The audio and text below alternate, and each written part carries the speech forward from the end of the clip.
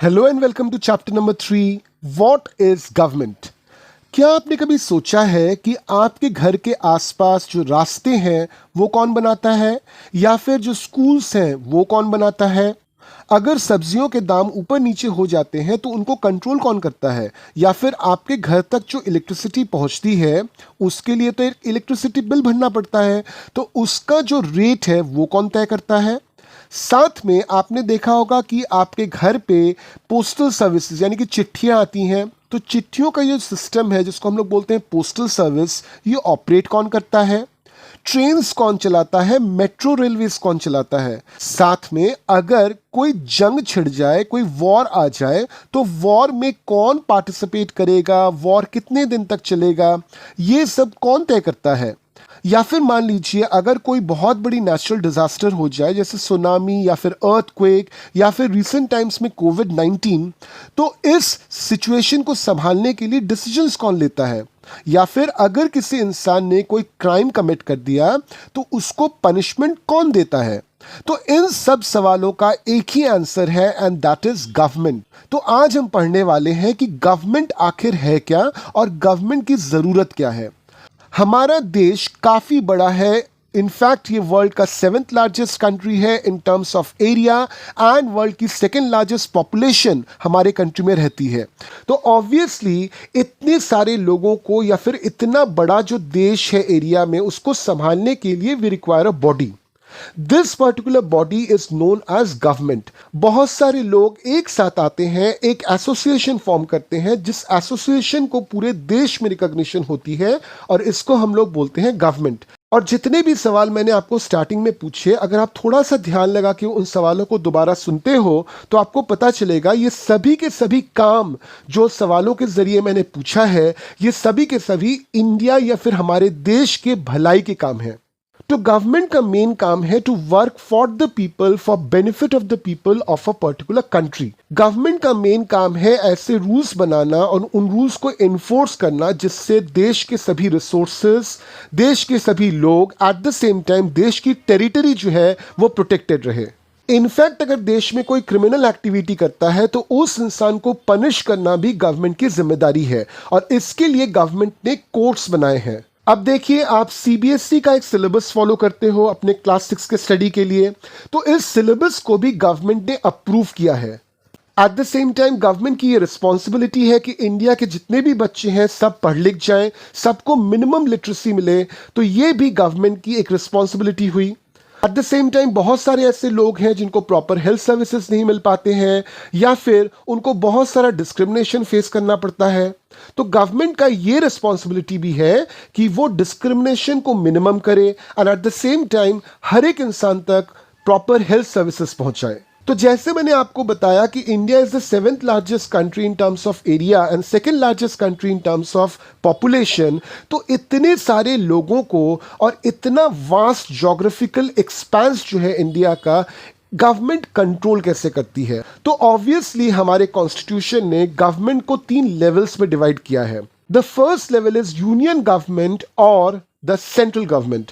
Union government या फिर central government जिसको हम कहते हैं, ये मेनली बेस्ड होती है कंट्री के capital which is new Delhi में, और ये वहां से रूल करती है पूरे देश को।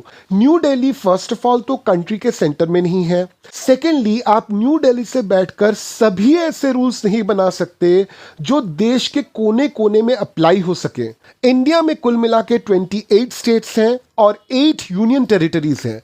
जनरली इंडिया में स्टेट्स को डिवाइड किया गया है बेस्ड ऑन लैंग्वेज। अब देखिए, लैंग्वेज बदलता है तो वहां का कल्चर भी बदल जाता है।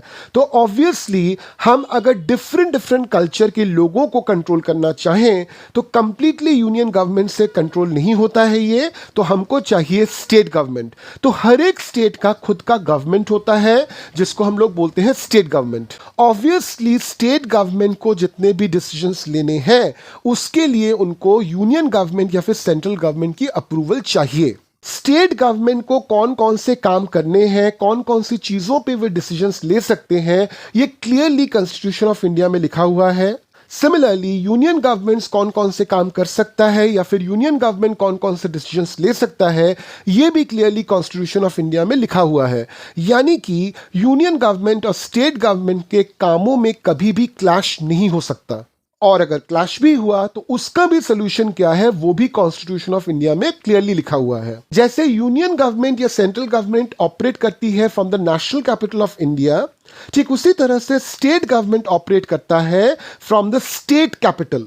अब राजस्थान का एग्जाम्पल ले लीजिए जो इंडिया का सबसे बड़ा स्टेट है, या फिर उत्तर प्रदेश या फिर महाराष्ट्र या फिर वेस्ट बंगाल का एग्जाम्पल ले लीजिए जहां पे पॉपुलेशन बहुत ही ज्यादा है। तो इतने सारे लोगों को एक स्टेट कैपिटल से बैठकर कंट्रोल करना या फिर इतने बड़े स्टेट को एक पर्टिकुलर स्टेट कैपिटल से बैठकर कंट्रोल करना वापस से इम्पॉसिबल बन जाता है। तो इसलिए हर एक इंडिविजुअल चाहे वो स्टेट के किसी भी कोने में क्यों ना हो, उसको गवर्नमेंट की सभी फैसिलिटीज मिले, उसको गवर्नमेंट की तरफ से सभी हेल्प मिले, गवर्नमेंट ने जो रूल्स बनाए हैं, जो लॉज बनाए हैं, ये इंसान प्रॉपरली फॉलो करे, ये भी चेकिंग हो जाए। इसके लिए कॉन्स्टिट्यूशन ऑफ इंडिया ने हमको थर्ड लेवल ऑफ गवर्नेंस दी है and that is the local government. तो लोकल गवर्नमेंट बेसिकली एक स्टेट में रहता है, वो लोकल लोगों के लिए काम करता है और उसकी जो जवाबदेही होती है वो होती है टुवर्ड्स द स्टेट गवर्नमेंट। अब आप देख सकते हो पेज नंबर 28 पे एक मैप है जहां पे इंडिया के सभी यूनियन टेरिटरीज और स्टेट्स को दिखाया गया है। Eight the same time page number 29 पे एक मैप है जहां पे इंडिया के हर एक स्टेट के डिस्ट्रिक्ट्स को दिखाया गया है। तो लोकल गवर्नमेंट जो है ये बेसिकली डिस्ट्रिक्ट वाइज ऑपरेट करती है किसी स्टेट में। ये तो हो गई स्टेट्स की बात। अब है कि यूनियन टेरिटरी को कौन कंट्रोल करता है, क्या उनका अलग से कोई गवर्नमेंट होता है? तो इसका आंसर है नहीं। यूनियन टेरिटरी डायरेक्टली कंट्रोल करती है यूनियन गवर्नमेंट या फिर central government. According to constitution of India, India के जो सबसे फर्स्ट सिटीजन है उनको बोला जाता है प्रेसिडेंट। यूनियन गवर्नमेंट जो फॉर्म होता है उसमें बहुत सारे लोग रहते हैं, इन लोगों को बोला जाता है मिनिस्टर्स, और इन मिनिस्टर्स ने अपना एक रिप्रेजेंटेटिव या फिर अपना एक हेड चूज किया होता है जिसको कहा जाता है प्राइम मिनिस्टर। ठीक यही वाला मॉडल जो अभी हमने यूनियन गवर्नमेंट के लिए देखा, यही एप्लीकेबल है स्टेट गवर्नमेंट के लिए। यूनियन गवर्नमेंट डिक्लेयर कर देती है हेड ऑफ एवरी स्टेट और उसको हम लोग बोलते हैं governor of that particular state.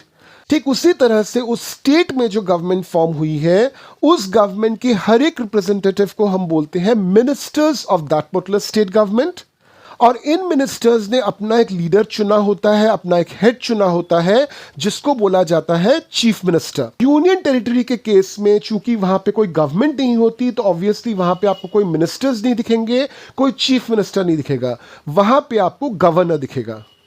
हमारा जो कॉन्स्टिट्यूशन है वो इंप्लीमेंट हुआ था ऑन 26 जनवरी 1950। तो ऑब्वियसली कॉन्स्टिट्यूशन में जितने भी रोल्स एंड रिस्पॉन्सिबिलिटीज हैं, जितने भी लॉज हैं, ये उस समय बिल्कुल वैलिड थे। ये जो लोग जिन्होंने कॉन्स्टिट्यूशन ऑफ इंडिया लिखी थी ये काफ़ी इंटेलिजेंट थे, काफ़ी दूर की सोच रखने वाले लोग थे। तो इन्होंने ऐसे बहुत सारे रूल्स, ऐसे बहुत सारे लॉज 1950 में ही लिख डाले थे हमारे कॉन्स्टिट्यूशन में, जो आज भी 2023 में पूरी तरह से वैलिड हैं। मगर 1950 से 2023 तक इंडिया बहुत बदला है, हमारे सोसाइटी में बहुत सारे चेंजेस हुए हैं। हम scientifically as well as society के हिसाब से काफ़ी ज़्यादा आगे बढ़ चुके हैं, डेवलप कर चुके हैं।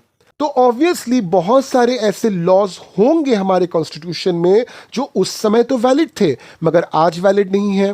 विथ टाइम हमको न्यू लॉज भी चाहिए, तो एग्जिस्टिंग लॉज में चेंज लाना पड़ेगा, न्यू लॉज चाहिए। तो ये न्यू लॉज लाएगा कौन, ये एग्जिस्टिंग लॉज चेंज करेगा कौन? तो इसके लिए हमको चाहिए वापस से गवर्नमेंट का हेल्प। तो अब देख लेते हैं कि what are the different types of government. तो सबसे पहला टाइप ऑफ गवर्नमेंट जो है दैट इज मोनार्की। मोनार्की में एक किंग होता है या फिर एक क्वीन होती है और उसके कुछ मिनिस्टर्स होते हैं।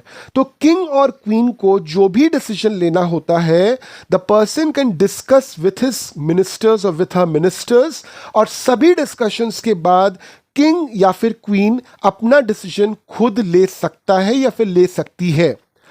किंग या फिर क्वीन ने जो डिसीजन लिया उसको कोई भी चैलेंज नहीं कर सकता। So this is monarchy. Monarchy generally आज के ज़माने में आपको अक्रॉस द वर्ल्ड बहुत कम जगहों पे दिखने को मिलेगा। मेजॉरिटी जगहों में मोनार्की स्टॉप कर दी गई है। The second type of government is autocracy. Autocracy और मोनार्की करीबन करीबन एक जैसे हैं, क्योंकि ऑटोक्रेसी में भी कोई एक पर्टिकुलर पर्सन जो है वो पूरे देश को या पूरे एरिया को रूल करता है और उसने जो बोला उसी को लॉ के हिसाब से माना जाता है। डिफरेंस यह है कि ऑटोक्रेसी में जो रूलर होता है इसने पावर को जबरदस्ती अपने पास रखा है। मे बी लोगों को डराकर, मे बी लोगों को धमकाकर, लोगों को मारकर, लोगों पे टॉर्चर करके उसने जो है पावर जबरदस्ती अपने पास रख ली है। जबकि मोनार्की में ऐसा नहीं होता। मोनार्की काफी ज्यादा सॉफ्ट होता है ऑटोक्रेसी से। Third type of government is democracy. एक देश के हर एक इंडिविजुअल को अपने देश के डिसीजंस में पार्टिसिपेट करना चाहिए। हर एक इंसान की खुद की सोच है, हर एक इंसान की खुद की समझ है, तो अपने सोच और समझ के हिसाब से उसको अपने देश के भले के लिए डिसीजंस लेना चाहिए। डेमोक्रेसी में क्या होता है कि जितने भी लोग होते हैं एक पर्टिकुलर कंट्री के या फिर एक पर्टिकुलर एरिया के, वे अपने रिप्रेजेंटेटिव्स चूज करते हैं और ये रिप्रेजेंटेटिव्स एक साथ आकर एक गवर्नमेंट फॉर्म करते हैं जिसको हम लोग बोलते हैं डेमोक्रेटिक गवर्नमेंट। और ये गवर्नमेंट लोगों के भलाई के लिए रूल्स एंड रेगुलेशंस बनाता है और उनको एनफोर्स भी करता है। तो ये जो रिप्रेजेंटेटिव्स बनाए हैं गवर्नमेंट, अगर इनका काम लोगों को पसंद में आया तो अगली इलेक्शन में वापस से पब्लिक जो है इनको ही इलेक्ट कर देती है गवर्नमेंट बनाने के लिए या फिर इनको हरा देती है अगले इलेक्शन में। तो डेमोक्रेसी में एक बहुत इंपॉर्टेंट कॉन्सेप्ट है इलेक्शन, यानी कि लोग वोट करके अपने रिप्रेजेंटेटिव को इलेक्ट करते हैं। और इसके लिए हर एक कंट्री ने, जैसे इंडिया ने भी ये डिसाइड किया है कि 18 एंड 18 से अबव जितने भी लोग हैं इंडिया में, एवरीबडी कैन वोट, और इसको हम लोग बोलते हैं अडल्ट फ्रेंचाइज। अब ये जो अडल्ट फ्रेंचाइज है ये इतनी आसानी से नहीं आया। अगर आप इंडिया की ही बात कर लें तो इंडिपेंडेंस से पहले सिर्फ उन लोगों को ही वोट करने का अधिकार था जो काफ़ी अमीर थे या काफ़ी इन्फ्लुएंशियल थे। ऐसे लोग जो पुअर थे या फिर ऐसे लोग जिनकी एजुकेशन लेवल कम थी या फिर इन जनरल सभी वुमेन, इनको वोट करने का कोई भी राइट नहीं था। इस बात को लेकर गांधी जी बहुत चिंतित थे।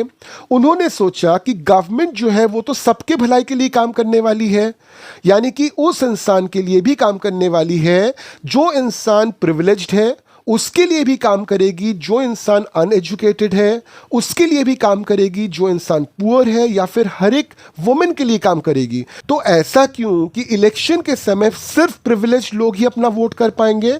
ये अधिकार तो हर किसी को मिलना चाहिए। तो इसलिए जब 1947 में इंडिया को इंडिपेंडेंस मिली एंड 1950 में जब कॉन्स्टिट्यूशन ऑफ इंडिया को इंप्लीमेंट किया गया, वहां पे क्लियरली बोला गया कि any person who is an Indian, irrespective of any type of caste, creed, religion, language और जेंडर, वो इंसान वोट कर पाएगा बशर्ते उसकी एज जो है 18 या फिर 18 प्लस हो। इंडिया में तो वोटिंग राइट्स जब कॉन्स्टिट्यूशन बना था उस समय ही सबको मिल गए, मगर आप अगर बात करें develop countries like USA and UK, आपको जान के हैरानी होगी कि इन देशों में वुमेन को कोई वोटिंग राइट नहीं दिया गया था। अब जब फर्स्ट वर्ल्ड वॉर शुरू हुआ तो जितने भी मेन थे इन देशों में, इनको चले जाना पड़ा युद्ध के लिए। तो ऑफिस वगैरह में काम कौन करेगा? तो इसलिए औरतों को उस समय आने दिया गया ऑफिसेस में काम करने के लिए। जब औरतों ने ऑफिसेस में काम करना शुरू किया तब रियलाइज किया यूएसए एंड यूके के लोगों ने कि ये जो औरतें हैं they are equally capable as men. तब उन्होंने सोचा कि अगर ये इक्वली केपेबल है मेन की तरह ही, तो इनको वोटिंग का राइट क्यों नहीं दिया गया? ठीक उसी तरह से चूंकि औरतें धीरे धीरे इकोनॉमिकली इंडिपेंडेंट हो रही थी, उन्होंने भी ग्रुप्स बनाए और उन्होंने स्टार्ट किया एक मूवमेंट जिसको बोला जाता है women suffrage movement. And finally USA ने अपने कॉन्स्टिट्यूशन में चेंज किया। इन 1920 उन्होंने वुमेन को वोट करने का राइट दिया। ठीक उसी तरह से करीबन 8 साल बाद इन 1928 यूके ने भी अपने वुमेन को वोटिंग का राइट दिया। तो ऑब्वियसली अगर मैं आपसे अभी पूछूं कि आपको किस तरह का गवर्नमेंट पसंद है, मोनार्की, ऑटोक्रेसी या फिर डेमोक्रेसी, तो आप देखिएगा आपका आंसर ऑटोमेटिकली जो है वो डेमोक्रेसी ही रहेगा, क्योंकि यहाँ पे हर एक इंसान को सुना जाता है, हर एक इंसान के लिए सोचा जाता है, और जो गवर्नमेंट है ये पूरी तरह से रिस्पॉन्सिबल होती है towards the people.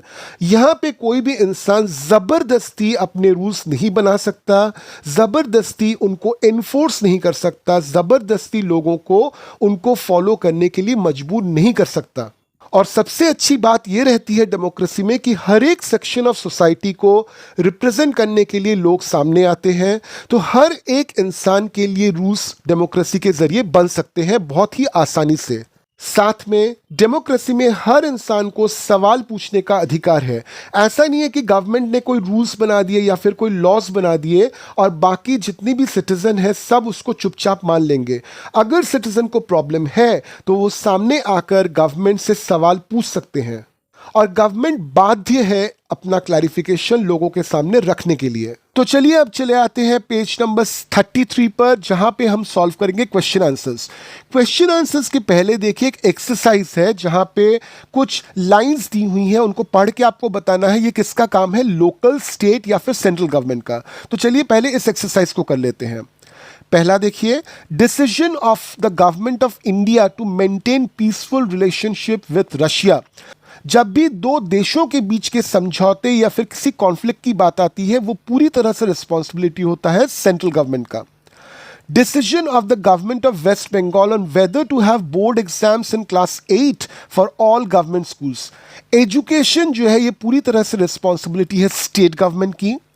Introduction of 2 new trains between Dibrugarh and Kanyakumari, railways जो है ये पूरी तरह से रिस्पॉन्सिबिलिटी है सेंट्रल गवर्नमेंट की।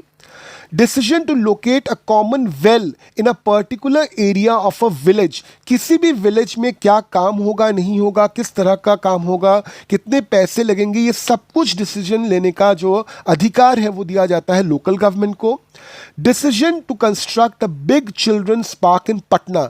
अब देखिए पटना जो है ये काफ़ी बड़ा शहर है, एट द सेम टाइम ये बिहार का स्टेट कैपिटल भी है। तो यहाँ पे लोकल गवर्नमेंट का ये डिसीजन होगा कि पटना में कहाँ पे पार्क बनाना है, कितना बड़ा पार्क बनाना है, कितने पैसे लगेंगे, एटसेट्रा।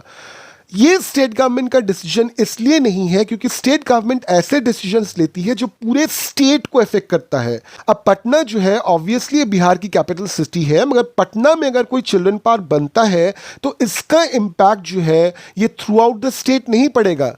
तो ऑब्वियसली ये लोकल गवर्नमेंट का डिसीजन होगा इन Patna. Decision of the government of Haryana to provide free electricity to all farmers. Electricity पूरी तरह से स्टेट गवर्नमेंट के अंतर्गत आती है, तो this is state government. Introduction of a new 1000 rupees note. 1000 rupees का जो नोट है वो ऑब्वियसली किसी लोकल एरिया में या फिर किसी स्टेट में तो यूज होगा नहीं, पूरे देश में यूज होगा, तो obviously this decision has to be taken by the central government.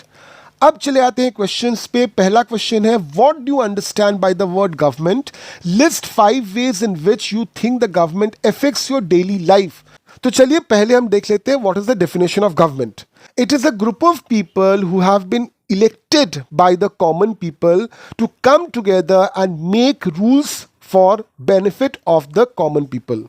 यहाँ पे 5 काम आपसे पूछे गए हैं। तो number 1 we can say it provides electricity, number 2 it makes roads, number 3 it provides health facilities, number 4 it provides educational facilities, number 5 it controls the prices of things which are available in the market. Question number 2, why do you think government needs to make rules for everyone in form of laws?